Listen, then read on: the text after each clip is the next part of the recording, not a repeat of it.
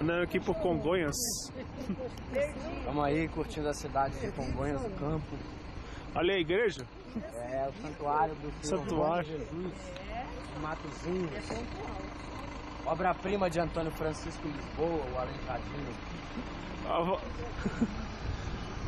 É só Aleijadinho ou é Aleijadinho de Pombal? O quê? Como é que é? É só Aleijadinho ou também chama de Aleijadinho de Pombal? Aleijadinho só. Por que tem alguns que chamam de Aleijadinho de Pombal? Faço nem ideia. Tem gente que se refere assim, mas não faço nem ideia.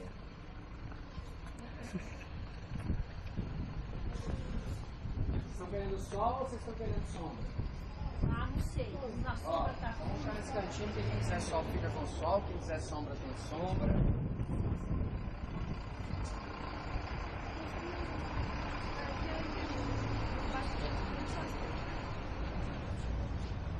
Fica aqui na sombra porque não atrapalha tanta filmagem.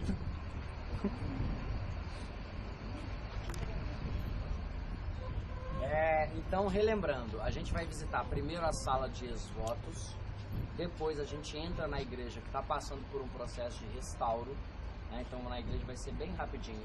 Aí a gente vai para os profetas do Aleijadinho, depois a gente vai para a Capela dos Passos e aí, por fim, eu vou dar o tempo livre para quem quiser ir no museu, para quem quiser ir nas lojinhas, tá? Eu peço que não se dispersem, nosso ônibus deve ficar parado aí nessa lateral, ele está encostando aí, e o nosso ponto de encontro pode ser em frente ao santuário. Eu vou indicar para vocês onde é com mais calma. Então vamos lá para a sala de ex-votos. Eu gosto de começar por aqui, porque a igreja tem muito a ver com essa relação de ex-votos, essa sala. Aqui dentro venta menos. Tá vendo? Se só entrar que já abranda.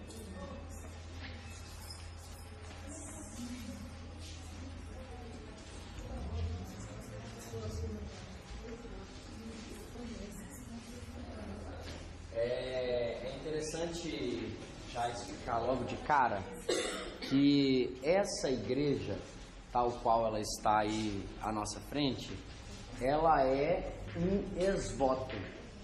Aí, o que é um ex-voto? É uma espécie de uma promessa que se fazia, né? Então, quem é que ordenou que construísse essa igreja? Um português, originário da cidade de Braga, chamado Feliciano Mendes. Feliciano Mendes muda-se de Portugal para o Brasil, ele faz fortuna com a mineração, só que ele adquire uma doença e ele faz uma promessa ao Senhor Bom Jesus do Matozinhos, porque lá na sua cidade natal, Braga, tem um santuário dedicado ao Senhor Bom Jesus de Matozinhos. Ele faz a promessa de que ele, se ele tiver a graça alcançada, ele vai doar toda a sua fortuna para a edificação de um santuário dedicado ao Senhor Bom Jesus. Ele tem a graça alcançada e aí ele doa todo o seu dinheiro para a construção dessa igreja. O primeiro ex-voto a vir para essa sala é esse quadro aqui, ó, tá? Então esse é o primeiro ex-voto, o Feliciano Mendes o trouxe para cá. Esses que estão em vidro são do século XVIII e do século XIX. E tem inúmeras outras imagens, fotografias, desenhos, pedaços de parte de corpo humano. A gente tem aí pés, mãos, ou seja, pessoas que tiveram graças alcançadas.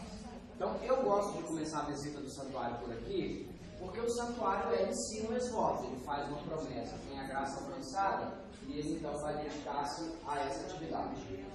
Outra questão que eu acho importante é que esse tipo de sala, ele reforça a fé católica. Porque pensem só, se vocês estivessem doentes e tivessem feito uma promessa ao Senhor Bom Jesus, mas todo mundo, no fundo, a gente é humano e a gente tem uma certa dúvida, né? Sobretudo em questões religiosas quanto a isso. Você pensa assim, será que vai dar certo? Será que isso é superstição? Será que funciona mesmo? Aí você entra numa sala onde cada imagem dessa é uma representação de alguém que teve uma graça alcançada. Isso fortalece a fé católica. Você pensa, puxa vida, se tantas pessoas tiveram graças alcançadas e foi o Senhor Bom Jesus que concedeu, por que não posso ser uma dessas pessoas? A primeira sala de ex-votos e a maior do Brasil está lá em Aparecida do Norte. Não sei se vocês já foram, tem coisa até no teto, porque já não cabe mais coisa em lugar nenhum. São ex-votos e mais ex-votos que ali estão. Pergunta importantíssima. Feliciano Mendes viu a sua igreja completa? Não. Feliciano Mendes, o dinheiro que ele juntou não era o suficiente para construir o templo. Ele doou todo o dinheiro e passou a viver na condição de esmoler. Ele viajava por Minas pedindo dinheiro para os católicos para a edificação desse templo. Então, detalhe 1. Feliciano Mendes não viu a sua igreja pronta. Ele morre antes da igreja ser finalizada. Detalhe 2. Antônio Francisco Lisboa, o Aleijadinho.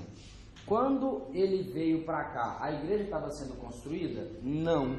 Quando ele chega, a igreja estava pronta.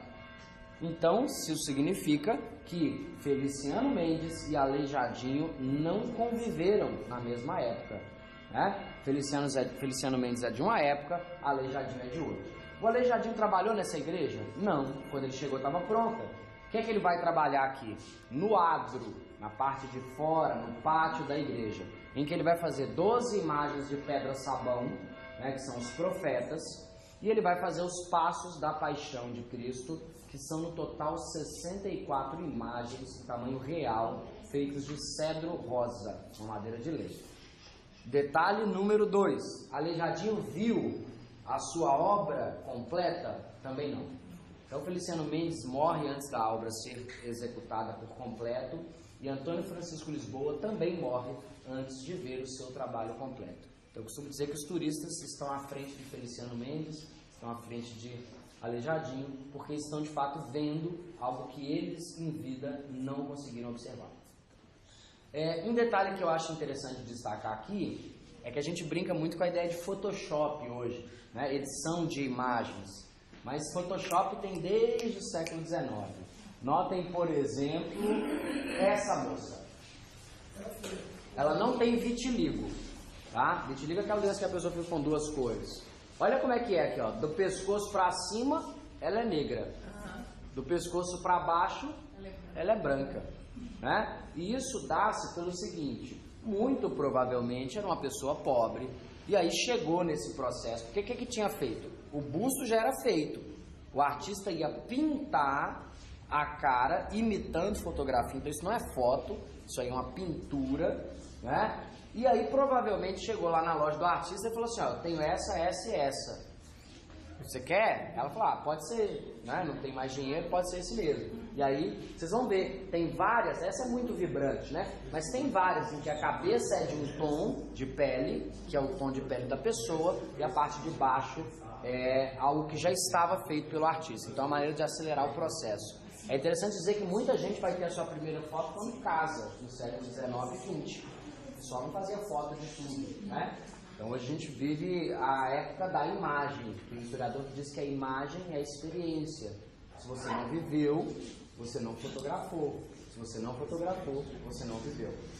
Experimentem, por exemplo, fazer uma visita como hoje, não guardar nenhuma foto e contem para os amigos de vocês no final do dia: fui a Sabará e fui em Congonhas, são cidades lindas. Primeira pergunta que vão fazer para vocês é: onde estão as fotos? E se vocês disserem: não, a gente não fez, vai falar assim: mentira, vocês não foram lá.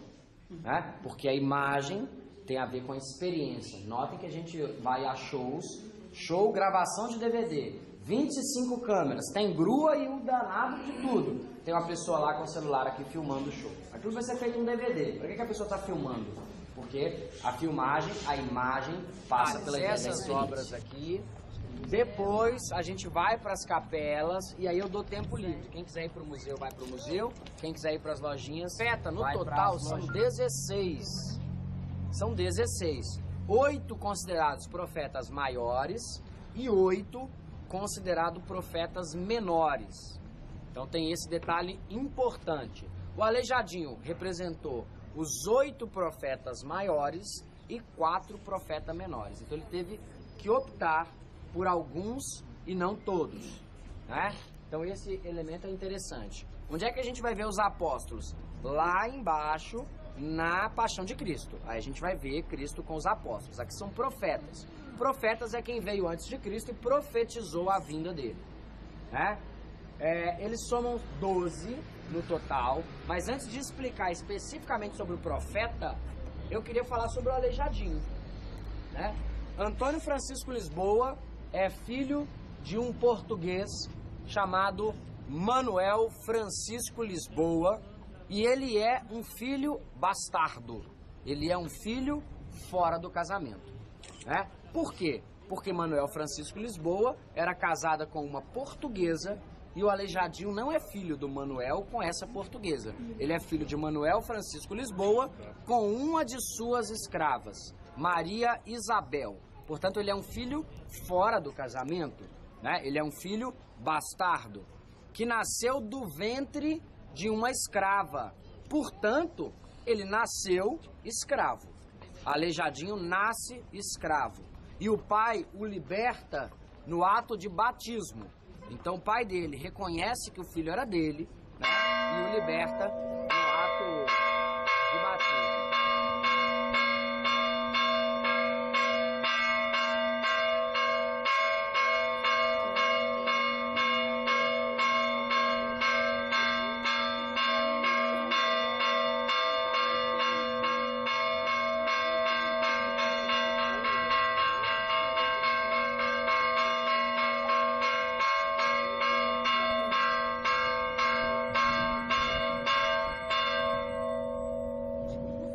Quem estava comigo ontem no Inhotim tem uma obra chamada Deleite, né? E tem vários sinos e provavelmente tanto eu quanto meu pai, quem estava com meu pai, deve ter ouvido falar que a linguagem dos sinos é muito viva em Minas. Eu não entendo. Assim como se eu pegasse braille e passasse a mão naquelas bolinhas, eu não entendia. Mas não é porque eu não entendo que ela não significa nada. Então, se vocês quiserem compreender melhor essa linguagem de sinos, tem um documentário chamado Entoados. Ele está disponível no YouTube, ele tem mais ou menos 2 horas de duração e ele conta essa linguagem de sinos. Eu dizia então que o Aleijadinho era um filho bastardo, um filho fora do casamento. Ele nasce na condição de escravo e o pai o liberta no ato de batismo. É interessante dizer que o pai dele era um mestre de obras reais. Isso não é pouca coisa, né? Isso era um cargo de extrema importância dentro da sociedade colonial. Era como se hoje ele fosse o presidente da OAS, da Odebrecht, dessas grandes empreiteiras, sem corrupção, né? Por quê? Não são essas grandes empreiteiras que ganham todas as obras no Brasil? No Brasil Colônia, quem arrematava todas as obras junto ao governo português eram os mestres de obras reais. Muitos não davam conta de arrematar os trabalhos e repassavam para terceiros. Então ele também terceirizava trabalho. Coisa de terceirização também já tem no período colonial brasileiro, né? O Aleijadinho, ele nunca frequentou uma academia de artes. Isso é fundamental de ser dito, porque eu trabalho com turistas de várias partes do mundo, pessoas que já viajaram o mundo inteiro, e tem gente que para diante desse profeta e fala assim: prefiro Davi do Michelangelo. Até eu prefiro. Michelangelo passou 20 anos dentro de uma academia de arte.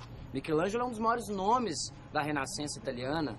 Eu estou falando de um sujeito que nasceu no interior de Minas, na condição de escravo, que nunca frequentou uma academia de artes e produziu isso.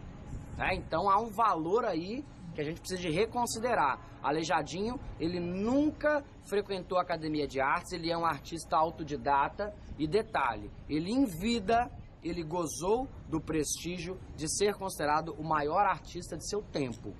Isso é para poucos. Se a gente pensar, por exemplo, Vicente Van Gogh, que é um mestre da pintura, morreu no anonimato, sem vender um quadro. Foi ganhar prestígio depois de morto. Aleijadinho não, ele tinha prestígio enquanto vivo. Ele adquiriu uma doença, já no final da vida dele, que muita gente, durante muito tempo, dizia: Aleijadinho teve hanseníase, ele teve lepra, a gente não usa mais essa expressão, né? Só que foi feita uma exumação dos restos mortais dele, e a última exumação, que tem mais ou menos uns 8, 9 anos, deu conta de que lepra ele não teve hanseníase. Porque se ele tivesse tido, os restos mortais deveriam estar num estágio de decomposição muito mais avançado do que se encontram, né? Então acredita-se que ele teve uma doença chamada porfiria. A porfiria gera, primeiro, uma dificuldade de movimentação de membros, depois a pessoa vai atrofiando os membros até que eles podem, de fato, serem soltos do corpo, e gera uma outra questão, gera fotossensibilidade. O Quem tem porfiria não consegue fazer o que nós estamos fazendo, que é nos expor à luz solar. Isso explica o fato do, no final da vida do Aleijadinho, ele só andar com um chapelão de abas largas quando tinha que sair de dia, e ele sempre preferia sair à noite. Então acredita-se que ele teve porfiria. Ele ficou aleijado no final da vida, e é importante lembrar que ele só teve a doença no final da vida. Ele não era doente a vida inteira. E qual é o momento final da vida do Aleijadinho do ponto de vista produtivo artisticamente? Congonhas. Então, Congonhas é um dos poucos lugares, talvez o único, em que ele trabalhou com um estágio já bem avançado de degeneração de membros, né? Então, além do fato de ele ser autodidata, a gente tem que levar em consideração que ele estava muito doente quando ele trabalhou aqui em Congonhas.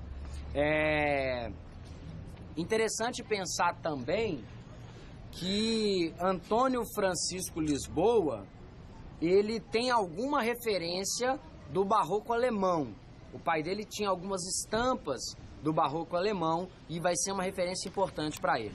Falando especificamente dos trabalhos, aqui são 12 trabalhos de pedra. A pedra que é aqui é a pedra esteatita.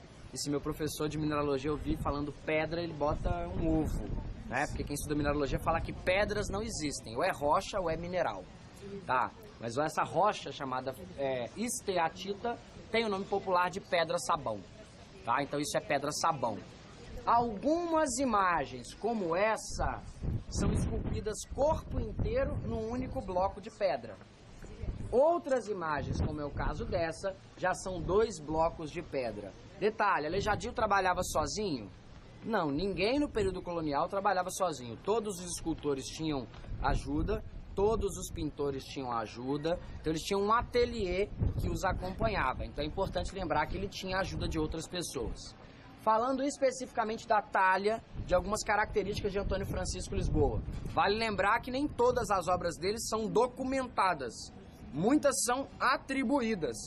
O artista olha e fala, ó, esse nariz é igual dele, esse cabelo é igual dele, essa roupa é igual dele. Não tem documento não, mas vamos atribuir ao Aleijadinho, né? E com base em que eles fazem atribuições? Com base nesses trabalhos. Porque esse é um trabalho notoriamente documentado. Vou pedir um espacinho para vocês. Isso, para as pessoas transitarem. Obrigado. Esse é um trabalho notoriamente reconhecido como do Antônio Francisco Lisboa.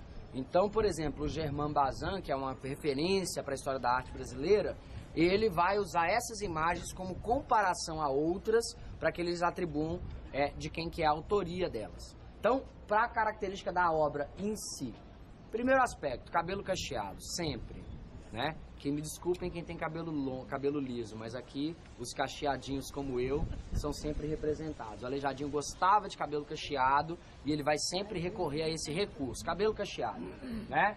Basicamente, boa parte da população aqui era mestiça, sendo mestiça de cabelo cacheado. Ele vai representar aquilo que ele vê, o povo que ele conhece. Detalhe, aqueles olhos, que se fosse eu aquela imagem e se fosse a minha mãe descrevendo, ela diria que são olhos amendoados. Mas se fosse meu inimigo, diria que são olhos esbugalhados, né?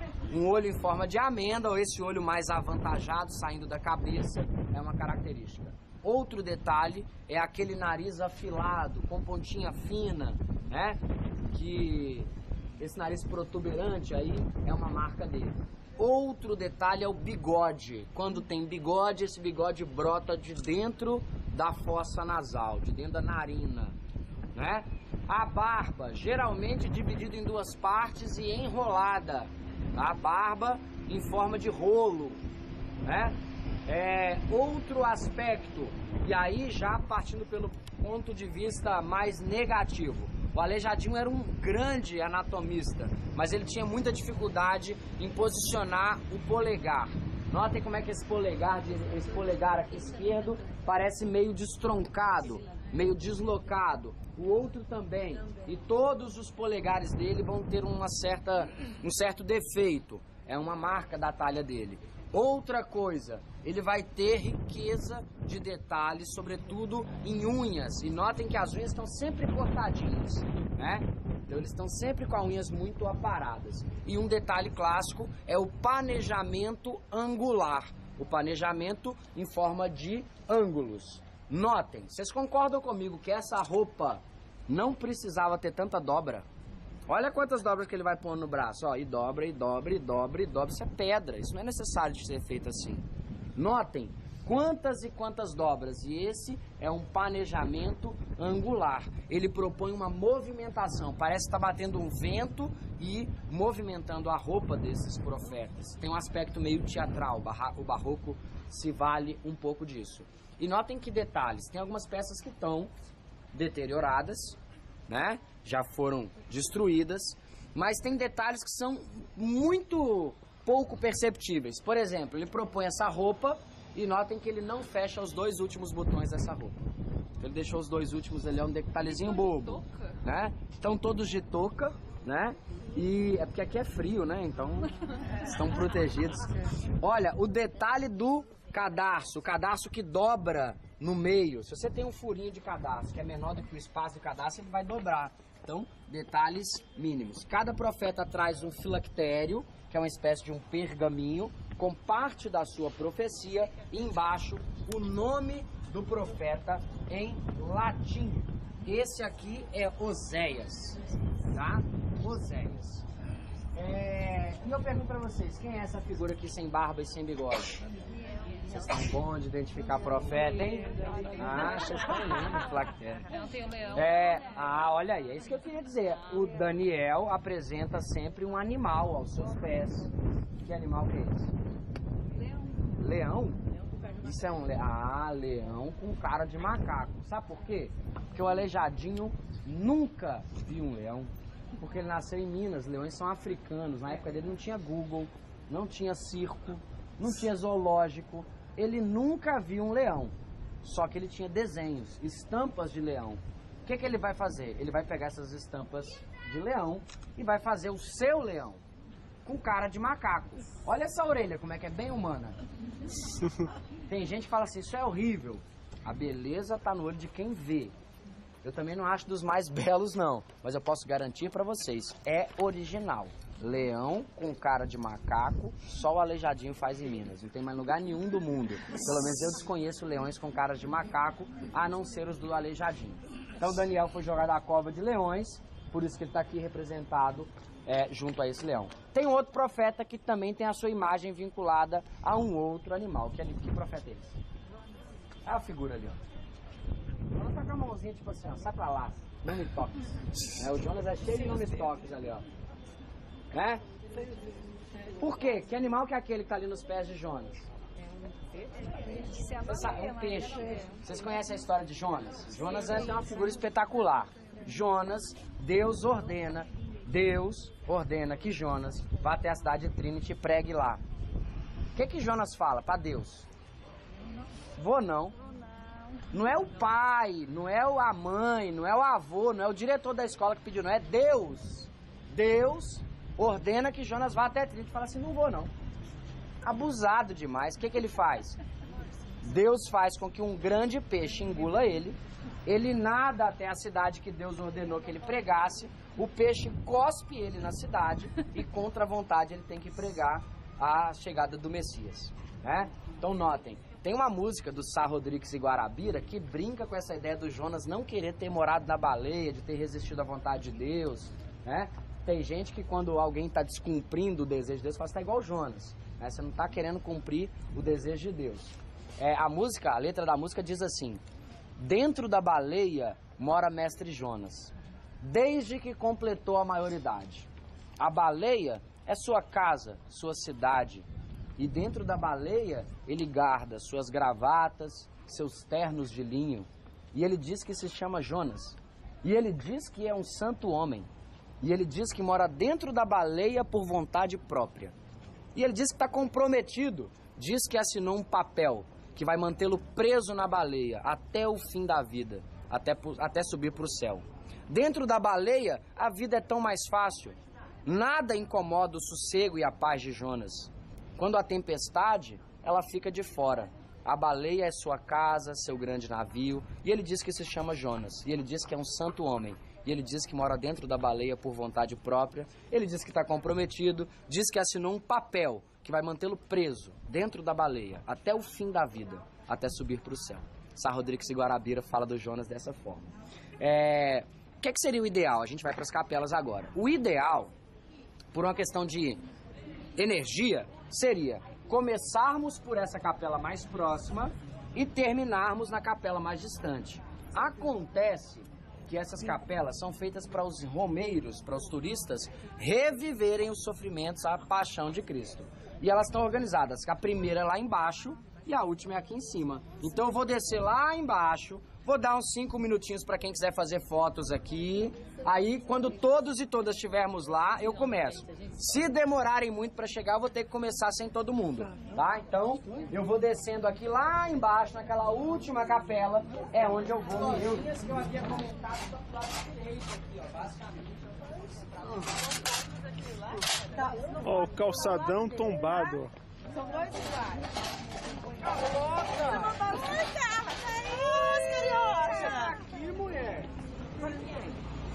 Tá com o Zé Fraco? Que bom. Você começou por onde? Você já fez aqui? Você tá indo embora? Não, acabei de chegar, eu comecei a entrar. Entendi. Eu vou Tô pelos indo lá atrás. bastidores, porque artistas entram pelos bastidores. Você tá Não entendendo? sei como é que é, Lu. Aqui, Gente, baiana ali, ó. você provou o presente que eu te dei? Ó, tá, que delícia. Obrigada, viu? Cadê o café? Adoram Cachaça boa. Opa, xi. Ó, aqui o... Bem preservar aqui o calçamento, ó. Olha ali aquela palmeira. Toma certo cuidado para andar aqui, viu? O Renato trabalha aqui em Congonhas e ele vende esse livro que fala sobre as cidades daqui de Minas. Então, basicamente, são todas as cidades mineiras coloniais: Ouro Preto, Mariana, Congonhas, São João del Rei e Tiradentes. Ele tem fotos da parte interna das igrejas, coisa que vocês não conseguem fazer, e no verso tem informações sobre os lugares. Se vocês quiserem depois, no final da visita, é só procurarem o Renato, que ele tá com esses livrinhos aí. Obrigado a vocês. Depois, se quiserem horário, tá? Igrejas, museus, tá? DVD também.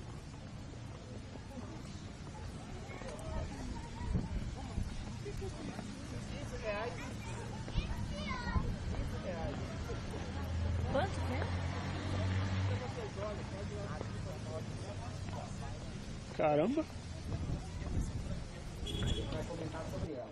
Essa é a primeira capela e é a única que Antônio Francisco Lisboa viu pronta.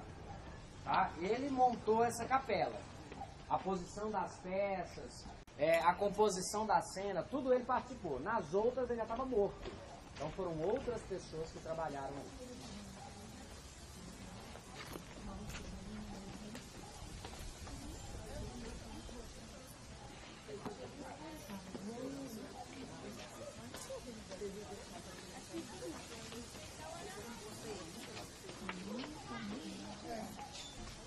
Se chegar perto, vale muito a pena dela.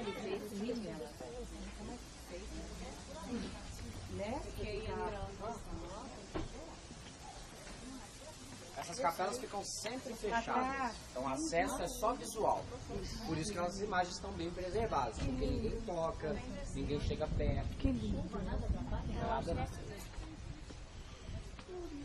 Essa aí.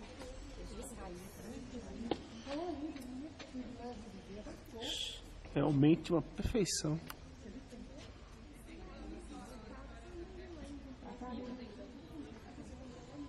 Sem dúvida.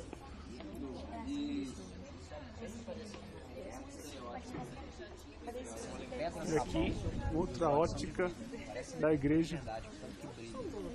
Saladeira por debaixo. Não pode mais ser cortada, só pode cortar cedro rosa. Cedro rosa, né? Cedro rosa, né? Essas cenas originalmente eram 7, elas são 7 cenas, mas vamos contar. 1, 2, 3, 4, 5, 6 capelas. Logo, Que não seja complexo. uma capela abriga 2 cenas. Por que disso? Porque acabou o dinheiro para fazer 7. E aí fizeram 6, juntaram 2 em uma só.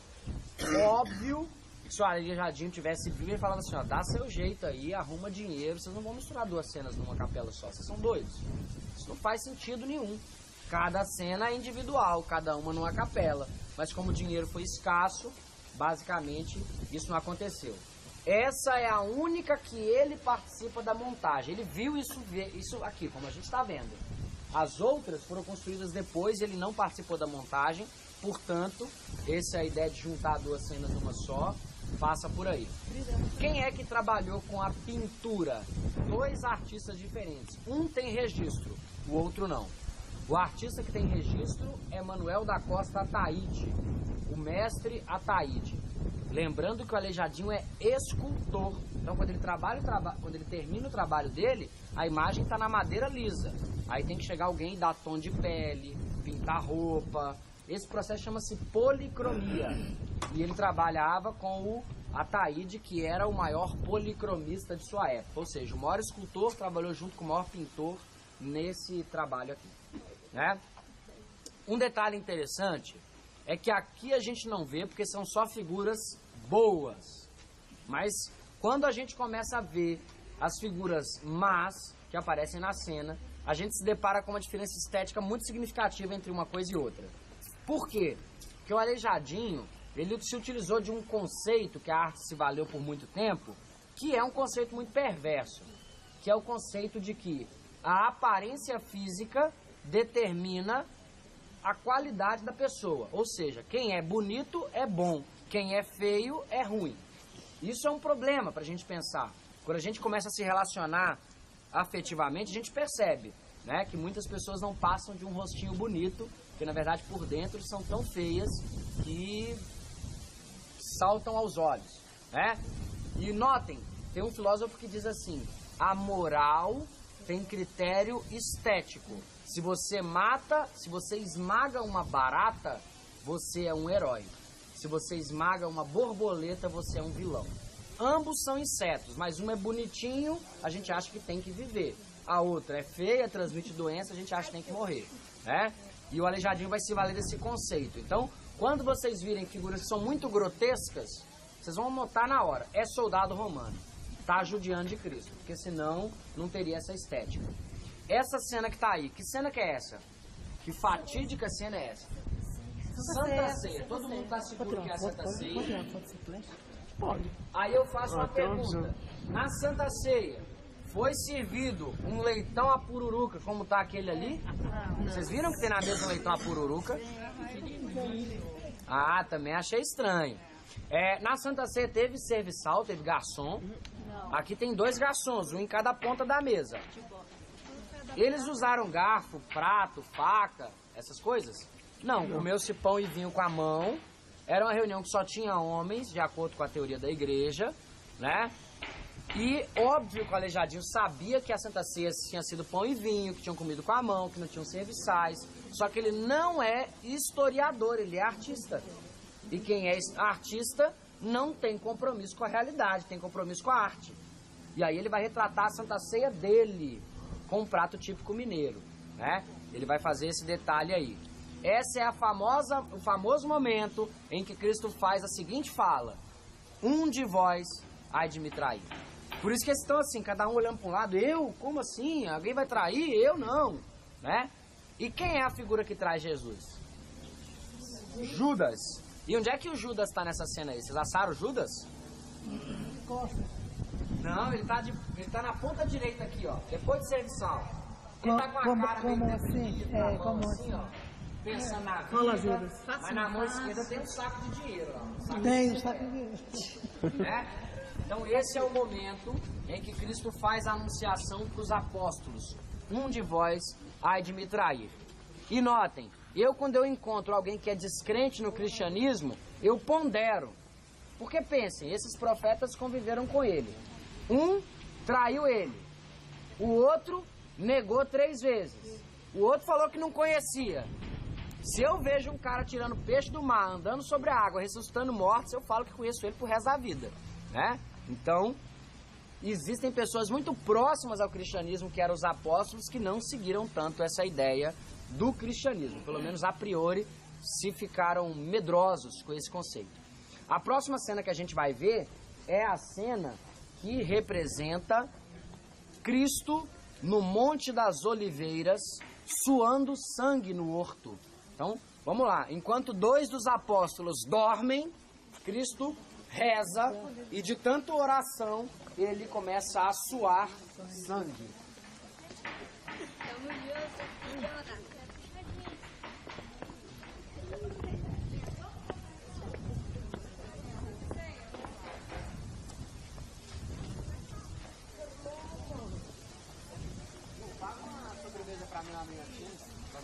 De novo? Eu pago, é?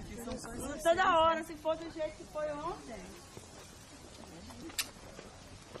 Essa cena você pode já chegar e observar. Detalhe, essa capela e aquela capela são da mesma época. Ou seja, essa capela é de uma época, o Aleijadinho viu fazer. Essas duas são de outra época, o Aleijadinho não viu fazer. E as outras 3 são já de outro momento, são 3 fases diferentes e também o Aleijadinho não viu. Essa é a cena em que o anjo faz a anunciação. Cristo está aqui no canto esquerdo, suando sangue de tanto rezar. 2 dos apóstolos deles está dormindo e na parte central da cena tem um anjo, na parte de cima, segurando um cálice. É o momento em que Cristo sabe o que vai acontecer com ele e ele fala: Pai, se for essa a tua vontade, afasta de mim esse cálice. E é um cálice que ele descobre que está cheio de fel e que ele terá que tragar esse fel até o fim. Então é o momento da anunciação. É interessante lembrar que Chico Buarque e Gilberto Gil, na ditadura militar, se valem dessa citação bíblica para fazer a música Cálice. Que eles dizem: Pai, afasta de mim esse cálice. Só que não é um cálice, é uma taça. Afasta de mim esse cálice do verbo calar-se. Eu não quero ficar calado. Afasta de mim essa censura. Então é esse que ele vai lembrar. E também Alceu Valença. Alceu Valença tem uma música chamada Anunciação, em que ele fala: a voz do anjo sussurrou no meu ouvido, eu não duvido, já escuto os teus sinais.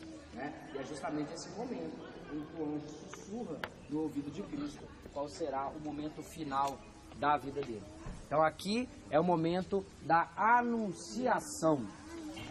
Vamos lá para a próxima capela, que é a prisão de Jesus Cristo. Aí vocês já vão ver figuras feias. Beleza? Tá no olho de quem vê, mas dá para ver claramente que uma foi bem feita e outra tosqueira. Os soldados romanos são toscos, mal feitos, queixudos, cara muito esquisito. Então aqui a gente vai ver os soldados romanos chegando para capturar Cristo. O apóstolo Pedro desembanha sua espada e corta no desespero a orelha de um soldado romano, que é o soldado Malco. E Cristo, num gesto de compaixão e já entendendo pelo que ele havia que passar, ele pega essa orelha e recoloca, cola a orelha de novo no corpo do soldado Malco. E aí vocês vão ver essa cena. Dá pra ver claramente quem que é soldado romano só olhando pra cara, não precisa nem de prestar atenção na roupa.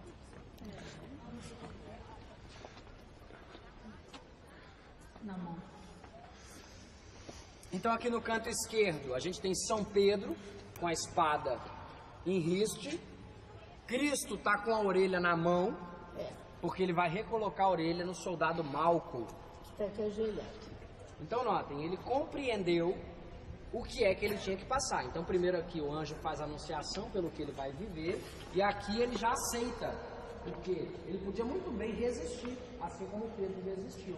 Pedro cortou a orelha do soldado. Ele basicamente pega essa orelha, recoloca na cabeça do soldado e aceita a condição de que ele deve ser preso. Então notem primeiro, queixo e nariz desse soldado romano. É um negócio assim, tosqueira total. Porque o cabelo dele parece que tem garra. Tem um soldado que tem uma espécie de uma garra de leão, alguma coisa ali no capacete.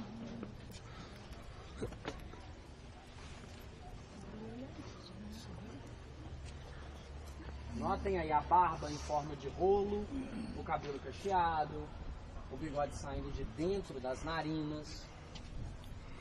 Então o Aleijadinho não viu nada desse trabalho pronto E olhem o planejamento, quantas e quantas dobras que essas roupas têm, não precisa de tanto.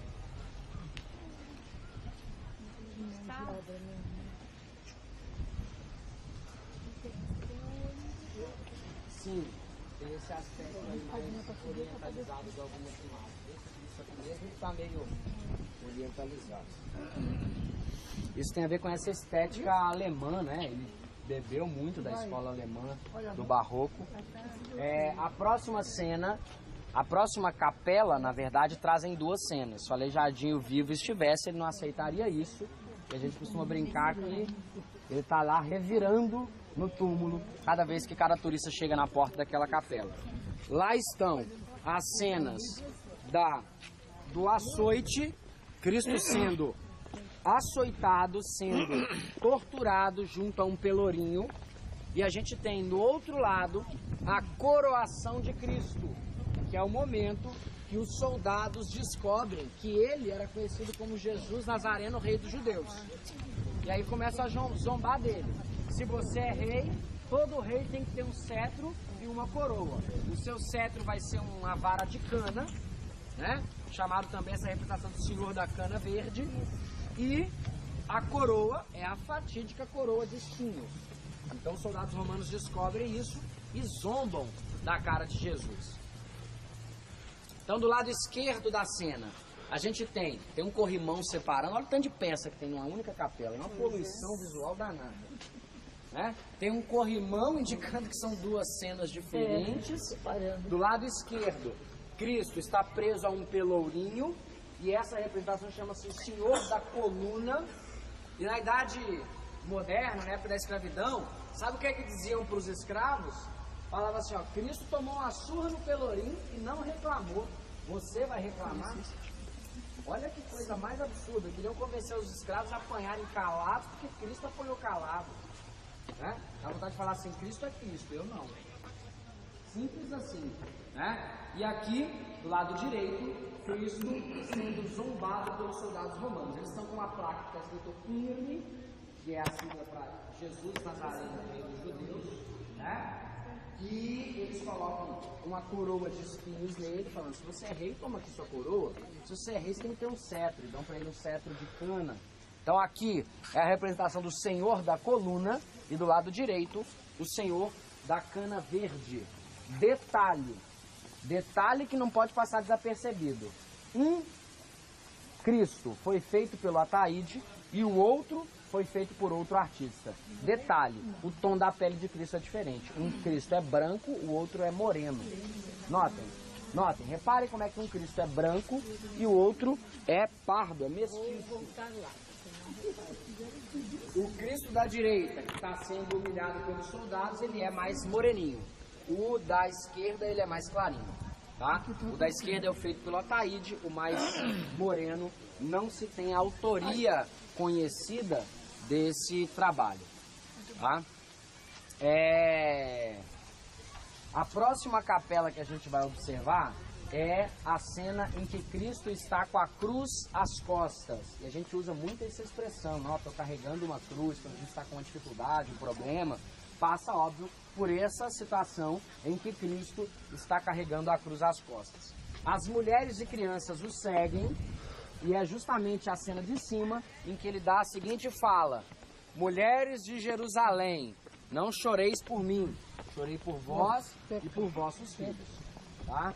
Então ele está carregando a cruz às costas, e o que chama a atenção dessa imagem é o olhar de Jesus Cristo. Ele encara o espectador que está diante da capela com um olhar tão forte. Eu queria que vocês encarassem essa imagem. Sempre que a Globo quer falar de barroco, eles recorrem a essa imagem do Cristo com a cruz às costas.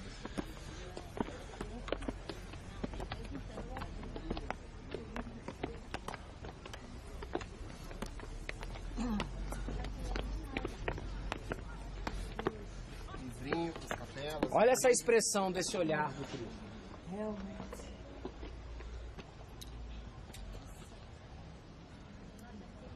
Os soldados romanos grotescos, toscos, as mulheres que o seguiram.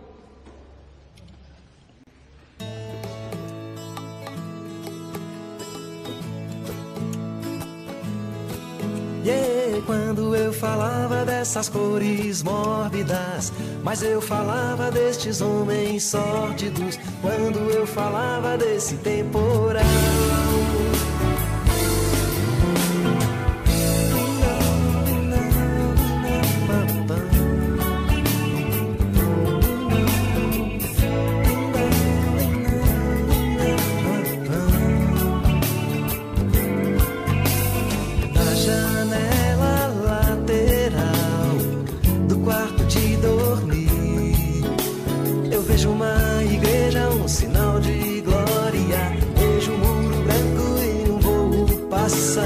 Vejo uma grade no velho sinal,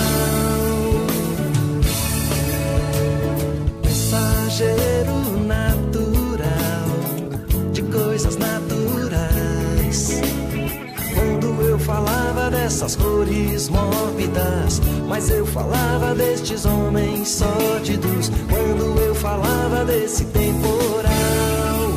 Você não escutou, você não quer acreditar, mas isso é tão normal. Você não quer acreditar. E eu apenas era cavaleiro marginal, lavado em Ribeirão, cavaleiro negro que viveu mistérios, cavaleiro e senhor de casa e árvores, sem querer descanso nem dominical.